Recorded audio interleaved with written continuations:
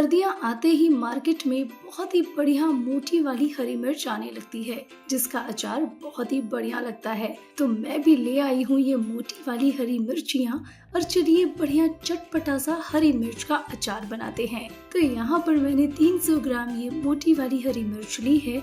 इनको मैंने अच्छे से धोकर साफ सूखे कपड़े से पोंछ लिया है और अब ये जो इनका ऊपर वाला पार्ट है ना, इसको हम हटा देंगे इस तरह से। मिर्चियों का अचार जब खराब होना शुरू होता है ना, तो ये डंठल वाले पार्ट से यानी कि ऊपर वाले पार्ट से ही शुरू होता है, इसलिए इसको हटा देने से अचार जल्दी खराब नहीं होगा। तो सारी मिर्चियों का डंठल हमने हटा दिया है, मतलब कि ऊपर वाले पार्ट को हटा दिया है। अब मिर्चियों को हमें इस तरीके से पीसेस में कट कर लेना है। आप अपने हिसाब से छोटे बड़े लंबे या गोल गोल कैसे भी इनको कट कर सकते हैं।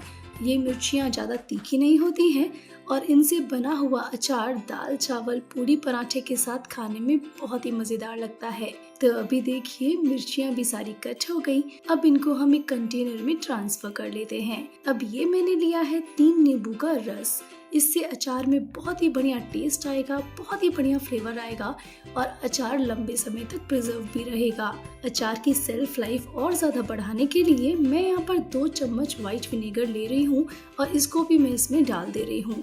आप विनेगर नहीं डालना चाहते हैं तो इसको स्किप भी कर सकते हैं। अब जाएगा इसमें 2 टेबलस्पून नमक और फोर्क की हेल्प से इस तरीके से सारी चीजों को हमें मिर्चियों में मिक्स कर देना है। हाथों से मिक्स न करें, फोर्क या फिर स्पून की हेल्प से इसको मिक्स करें। सारी चीजें अच्छे से मिक्स हो गई हैं, तो अभी कंटेनर की लिड लगा देंगे और 2 दिन के लिए मिर्चियों को ऐसे ही छोड़ देंगे। आप चाहें तो इनको धूप में भी रख सकते हैं। ऐसा करने से मिर्चियाँ जो हैं वो थोड़ी सी सॉफ्ट हो जाएंगी और अचार भी बहुत टेस्टी और जल्दी से बन करके तैयार हो जाएगा। 2 दिन बाद मैं आपको दिखाती हूँ। तो ये देखिए मिर्चियों का कलर एकदम चेंज हो गया है, ये थोड़ी थोड़ी सॉफ्ट भी हो गई है और देखिए इनसे कितना सारा पानी रिलीज हुआ है। ये जो पानी रिलीज हुआ है ना, इससे ही हमारा अचार जो है वो जूसी और टेस्टी बनेगा और ये ही हमारे अचार को प्रिजर्व भी करके रखेगा।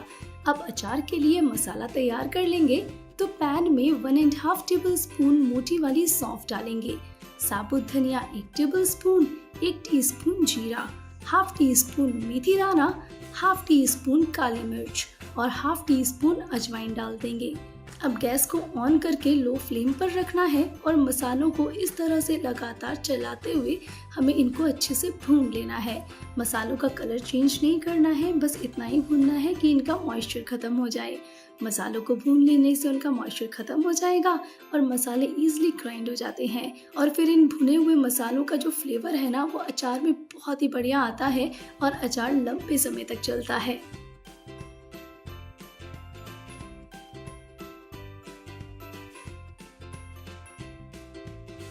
तो अभी ये सारे मसाले जो हैं वो लगभग भुन चुके हैं।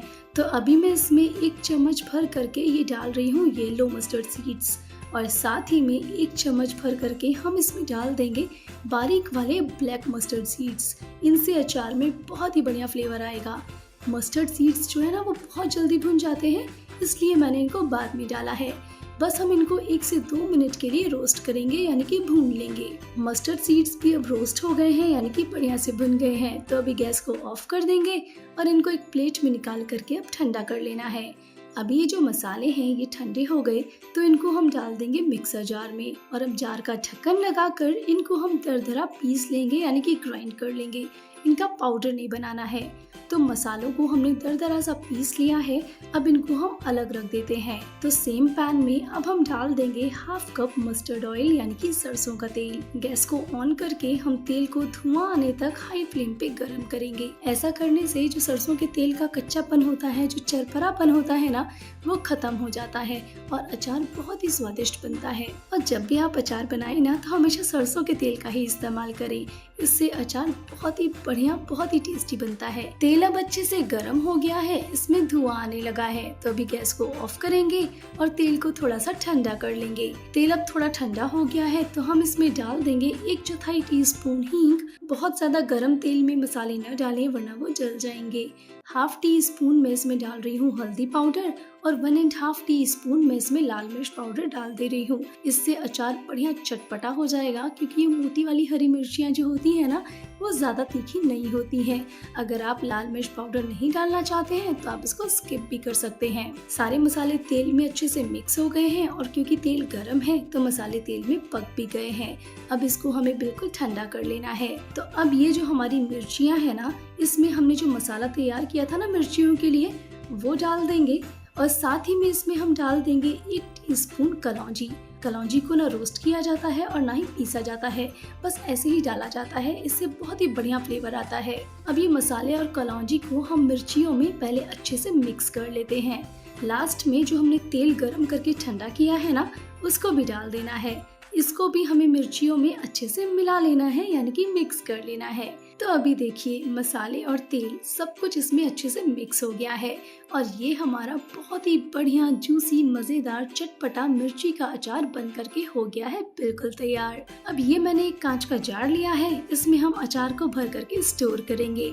अचार भरने से पहले इस जार को मैंने अच्छे से वॉश करके साफ सूखे कपड़े से पोंछ करके धूप में सुखा लिया था, जिससे कि ये स्टेरलाइज हो जाता है। उसके बाद जब हम अचार जार में भरते हैं ना, तो वो खराब नहीं होता है, लंबे समय तक चलता है। और एक चीज आपको और ध्यान रखनी है कि जब भी आप अचार निकालें खाने के लिए तो साफ सूखी हुई चम्मच से ही निकालें और जार का ढक्कन टाइट से बंद करके रखें। ऐसा करने से भी आपका अचार जो है वो लंबे समय तक चलता है और बिल्कुल खराब नहीं होता है। तो ये कुछ टिप्स और ट्रिक्स हैं अचार को लंबे समय तक प्रिजर्व करके रखने के लिए। ये सारे टिप्स और ट्रिक्स अगर आप फॉलो करेंगे तो आपका अचार बहुत ही बढ़िया लाजवाब बनेगा और बिल्कुल भी खराब नहीं होगा। तो ये हमारा बहुत ही बढ़िया सा मिर्ची का मजेदार अचार है बिल्कुल तैयार।